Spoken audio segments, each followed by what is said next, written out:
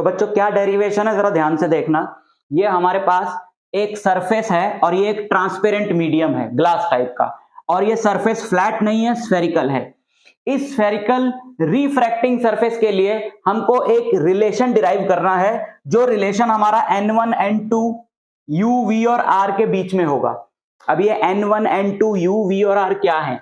n1 है जो हमारा सराउंडिंग मीडियम है उसका रिफ्रैक्टिव इंडेक्स, n2 है ये वाला जो मीडियम है जिसपे रिफ्रैक्शन हो रहा है उसका रिफ्रैक्टिव इंडेक्स, u आपको पता है ऑब्जेक्ट का डिस्टेंस है, v इमेज का डिस्टेंस है, r इस स्फेरिकल रिफ्रैक्टिंग सरफेस का रेडियस ऑफ कर्वेचर होगा। मतलब अगर मैं इसको बढ़ा दूं तो एक बड़ा सा गोला बनेगा, उसका जो रेडियस है दैट इज r। तो चलो जरा ये रिलेशन डिराइव करते हैं, बहुत ही इंपॉर्टेंट है। तो ये प्रिंसिपल एक्सिस है और इस प्रिंसिपल एक्सिस पे यहां पर हमारे पास सपोज एक पॉइंट ऑब्जेक्ट है O, ठीक है, ये पॉइंट ऑब्जेक्ट है, और ये वाला जो पॉइंट है जो ये जहां पर ये प्रिंसिपल एक्सिस हमारे स्फेरिकल रिफ्रैक्टिंग सरफेस को कट कर रहा है, ये वाला पॉइंट हमारा क्या हो गया? ये वाला पॉइंट हमारा हो गया पोल। और ये जो डिस्टेंसेस हैं u v r ये सब कहां से मेजर होंगे? ये सब पोल से मेजर होंगे, प्रिंसिपल एक्सिस के अलोंग मेजर होंगे। तो लेट अस से this is a point object. अब इस पॉइंट ऑब्जेक्ट से लाइट रेज निकलेंगी, ये लाइट रे गई, ये रिफ्रैक्टिंग सरफेस आया, यहां पर नॉर्मल ड्रॉ करा जाए, परपेंडिकुलर लाइन, ये नॉर्मल हो गया। तो ये लाइट रे हमारी ऐसे आई, और बताओ रेयर टू डेंसर जा रही है, रेयर टू डेंसर जा रही है। मान लेते हैं अभी की जो रिफ्रैक्टिव इंडेक्स है लिखा हुआ ना n2 ग्रेटर देन n1, यानी ये जो मीडियम है, ये ट्रांसपेरेंट मीडियम जो है, इसका रिफ्रैक्टिव इंडेक्स जो सराउंडिंग मीडियम है उससे कम है। तो ये रे ऐसे आई, अब ये जा रही है रेयर टू डेंसर, तो इसकी बेंडिंग होगी टुवर्ड्स नॉर्मल। अब टुवर्ड्स नॉर्मल देखो, ये इसका ओरिजिनल पाथ था, अगर ये बेंड ना होती तो ऐसे जाती। अब टुवर्ड्स नॉर्मल ये इतना भी बेंड हो सकती है, पर ये टुवर्ड्स नॉर्मल इतना ज्यादा भी बेंड हो सकती है। वो डिपेंड करता है कि इस मटेरियल और इस मीडियम के रिफ्रैक्टिव इंडेक्स के बीच में कितना डिफरेंस है। अगर तो डिफरेंस बहुत ज्यादा है तो ये रे काफी बेंड हो जाएगी और इधर मीट करेगी। तो दोनों केसेस में फर्क क्या पड़ेगा बताता हूं। आप जानते हो कि इमेज वहां बनती है जहां पर कि दो रेस एक रिफ्रैक्टिंग सरफेस से रिफ्रैक्ट होने के बाद मीट करती हैं। तो एक रे तो हम सपोज पहले हम ये वाली रे ले लेते हैं, लेट अस एज्यूम कि इन दोनों के बीच में रिफ्रैक्टिव इंडेक्स का बहुत ज्यादा डिफरेंस है। तो जो रे ऐसे गई ये बहुत ज्यादा बेंड हुई ऐसे, ठीक है। तो एक तो रे हमारी हो गई ये वाली, एक रे हो गई हमारी ये वाली, ठीक। दूसरी रे हम एक ये ले लेते हैं जो प्रिंसिपल एक्सिस के अलोंग जाएगी, जो प्रिंसिपल एक्सिस के अलोंग जाएगी ये वाली एक और हम लाइट रे ले लेते हैं, ये वाली, ठीक है। अब ये वाली जो रे है ये रिफ्रैक्टिंग सरफेस पे नॉर्मली फॉल करेगी, तो ये बिल्कुल स्ट्रेट जाएगी, क्योंकि जो नॉर्मली फॉल करती है वो बेंड नहीं होती, वो बिल्कुल सीधा जाती है। ये दोनों रेस यहां मीट करेंगी और यहां पे इस वाले पॉइंट पे एक इमेज बनेगी आई, मतलब कि इस मटेरियल के अंदर, ये दूसरे वाले मीडियम के अंदर। एक केस तो ये है, लेकिन अगर इनके रिफ्रैक्टिव इंडेक्सेस में बहुत ज्यादा डिफरेंस ना होता तो ये रे इतनी ज्यादा बेंड नहीं होती, थोड़ी सी बेंड होती। उस केस में तो ये वाली रे और ये वाली रे कहीं मीट ही नहीं करती। तो उस केस में अगर कोई यहां से देख रहा है तो उसे लगेगा कि ये रे यहां से आ रही है और दूसरी वाली रे यहां से आ रही है, तो उसको एक वर्चुअल इमेज दिखाई देगी यहां पे। आप दोनों में से कोई भी केस लेकर इसको डिराइव कर सकते हो, लेकिन मैं ये वाला केस ले रहा हूं। क्वेश्चन में मेंशन नहीं होता है कि आपको कौन सा केस लेना है, तो अपन ये वाला केस ले लेते हैं जहां पर कि ये रे ऐसे जाके ज्यादा बेंड हो गई और यहां पे अपनी एक रियल इमेज फॉर्म हो गई, ठीक। अब ये जो पॉइंट्स हैं इनको हम कुछ नाम दे देते हैं। ये वाला पॉइंट है P, इसको नाम दे दो M, डॉटेड से नहीं देना है, इसको नाम दे दो M, और यहां से एक नॉर्मल ड्रॉ करो ऐसे करके, इसकी जरूरत पड़ेगी आगे हमें डेरिवेशन में। इसको हमने नाम दे दिया N। अच्छा, ये है सेंटर ऑफ कर्वेचर। क्यों? अगर ये स्फेरिकल सरफेस है और स्फेरिकल सरफेस पे जो भी परपेंडिकुलर लाइन है वो हमेशा क्या होती है? रेडियल लाइन होती है ना, मतलब रेडियस के अलोंग होती है। तो ये लाइन अगर परपेंडिकुलर है तो अगर आप इसको एक्सटेंड करोगे, तो ये कहां से पास होगी? इस स्फेरिकल सरफेस के सेंटर से पास होगी। तो ये सारी चीजें अब हमने यहां पे बना ली। ये वाले एंगल को हम अल्फा ले लेते हैं, ये जो इमेज वाली रे है इसका प्रिंसिपल एक्सिस से एंगल बीटा ले लेते हैं, नॉर्मल का प्रिंसिपल एक्सिस से एंगल हम गामा ले लेते हैं। ठीक, तो angle of incidence and angle of refraction भी जरा यहां पे मार्क कर दें। नॉर्मल के साथ इंसिडेंट रे का ये एंगल है एंगल ऑफ इंसिडेंस, और ये है एंगल ऑफ रिफ्रैक्शन। नाउ आप जानते हो कि एक थ्योरम है मैथ्स में कि जो एक्सटीरियर एंगल होता है वो सामने वाले दो इंटीरियर एंगल्स का सम होता है। यानी ये वाला जो ट्राइंगल है एमओसी, इसमें आई अल्फा प्लस गामा होगा। सो इन ट्राइंगल एमओसी आई जो है वो क्या है, अल्फा प्लस गामा। आई क्या है, अल्फा प्लस गामा। और इन ट्राइंगल एमसीआई, इन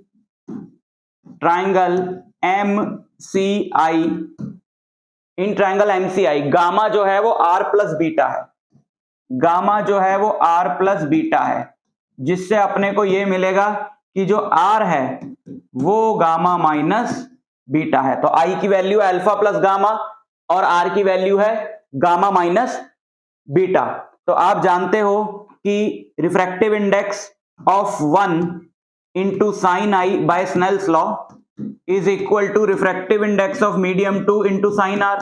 मतलब कि इस वाले मीडियम का refractive index into sine of जो इसमें एंगल बन रहा है, और इस वाले मीडियम का refractive index into sine of जो इसमें एंगल बन रहा है। मान लेते हैं कि ये जो एंगल्स हैं ये बहुत छोटे हैं, एंड फॉर स्मॉल एंगल्स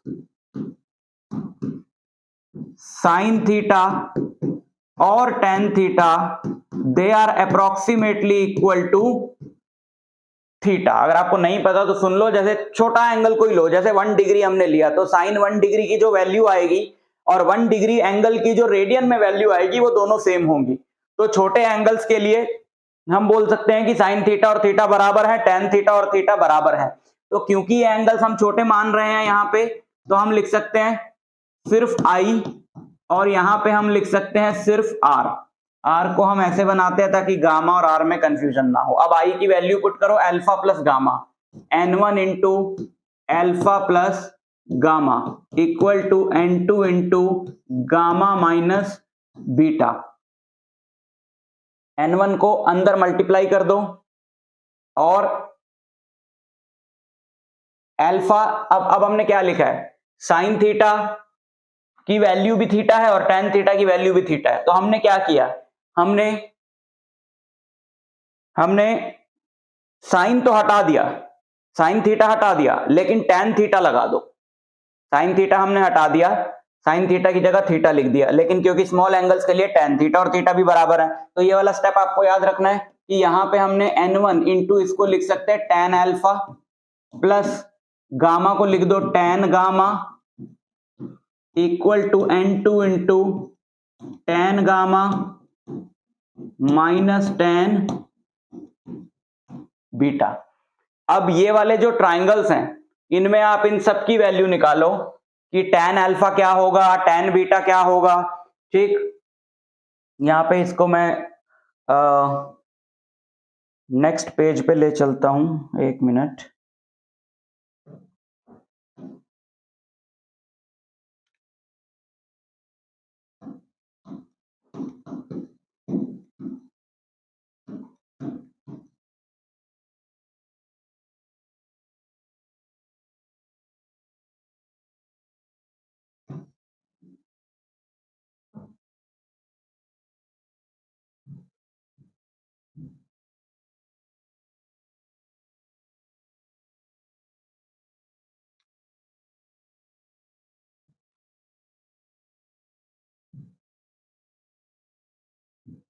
तो क्या था, एक बार लास्ट स्टेप फिर से लिखते हैं। n1 इंटू हमारा क्या था, अल्फा प्लस गामा, तो tan alpha plus tan gamma equal to n2 into tan gamma minus tan beta, tan gamma minus tan beta. अब बताओ जरा टेन अल्फा की वैल्यू क्या है, टेन अल्फा की value mn by no। mn by no। tan gamma की value क्या है? tan गामा की वैल्यू है mn by nc, mn by nc equal to n2 tan gamma mn by nc minus tan beta की value है mn by ni, mn by ni। ठीक है, mn common लेके काट दो, और जहां जहां भी, चलो पहले कॉमन लेके स्टेप वाइज करते हैं। कॉमन लेके हमने न्यूमरेटर से mn को कैंसिल कर दिया,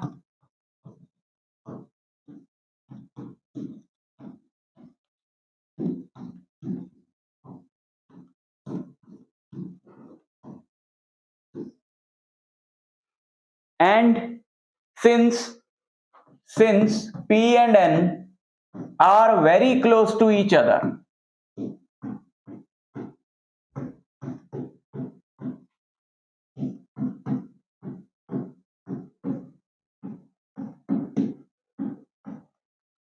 p and n are very close to each other, p और n जो है वो एक दूसरे के बहुत पास है। अगर हम ये मान लें कि इसका जो कर्वेचर है वो बहुत कम है, अगर ये बहुत ज्यादा कर्व्ड होगा तो p और n दूर दूर हो जाएंगे, अगर ये कम कर्व्ड है तो p और n बहुत पास पास होंगे। अब क्योंकि हमें डिस्टेंसेस सारे p से लेने हैं ना कि n से, तो हम क्या करें कि क्योंकि ये दोनों बहुत पास पास हैं, तो जहां जहां n है वहां वहां हम क्या लिख दें? p लिख दें। तो ये हमारी इक्वेशन हो जाएगी n1 into 1/po plus 1/pc, 1/po plus 1/pc equal to n2 into 1/pc minus 1/pi, 1/pc minus 1/pi। ठीक है, अब इनके सिंबल्स पुट करो प्रॉपर साइन कन्वेंशन के साथ। पोल से इस तरफ जो डिस्टेंसेस मेजर करोगे वो पॉजिटिव होंगे क्योंकि वो लाइट की डायरेक्शन में है, इस तरफ जो डिस्टेंसेस मेजर करोगे वो नेगेटिव होंगे क्योंकि वो लाइट की अपोजिट डायरेक्शन में है। तो n1 1/po, po क्या होगा हमारा? po होगा ऑब्जेक्ट डिस्टेंस, इसको यहां पे लिख देता हूं मैं, ये हमारा u है ऑब्जेक्ट डिस्टेंस, पोल से यहां तक का डिस्टेंस है रेडियस ऑफ कर्वेचर, और पोल से यहां तक का डिस्टेंस है v। तो po की जगह हम लिखेंगे माइनस u, प्लस pc की जगह हम लिखेंगे प्लस r, n2 pc की जगह हमने लिखा r, और pi की जगह हमने लिखा प्लस v। सिर्फ u ही माइनस में है, बाकी सारे प्लस में है। अब जरा इसको मल्टीप्लाई कर दो n1 को अंदर, तो minus n1 by u plus n1 by r equal to n2 by r minus n2 by v। r वाली टर्म इधर ले जाओ और u वाली उधर ले जाओ, इधर इसको लेकर आओ और r कॉमन ले लो, तो यहां पे बचेगा n1 minus n2 by r, ये उधर जाएगा प्लस का हो जाएगा, तो n1 by u minus n2 by v। ये हमारा फाइनल रिजल्ट है जो हम डिराइव करना चाह रहे थे यहां पे।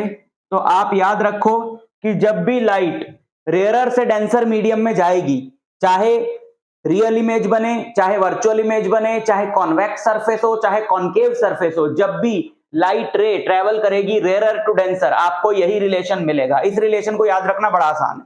दोनों तरफ न्यूमरेटर में आपको n1 माइनस n2 रख देना है, और डिनोमिनेटर में जो अल्फाबेट्स हैं उन्हें अल्फाबेटिकल ऑर्डर में रख देना, r-u-v। ठीक, इस तरीके से आप इसको याद रख सकते हो।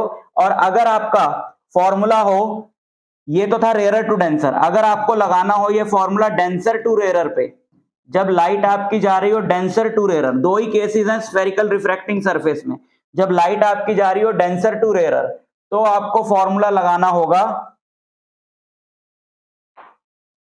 1 की जगह 2 लिखना है, 2 की जगह 1 लिखना है, n2 minus n1 by r equal to n2 by u minus n1 by v। 1 की जगह 2 लिख देना है, 2 की जगह 1 लिख देना है। तो बहुत ही आसान है, पर डेरिवेशन बहुत ही इंपॉर्टेंट है, इसको अच्छे से कर ले।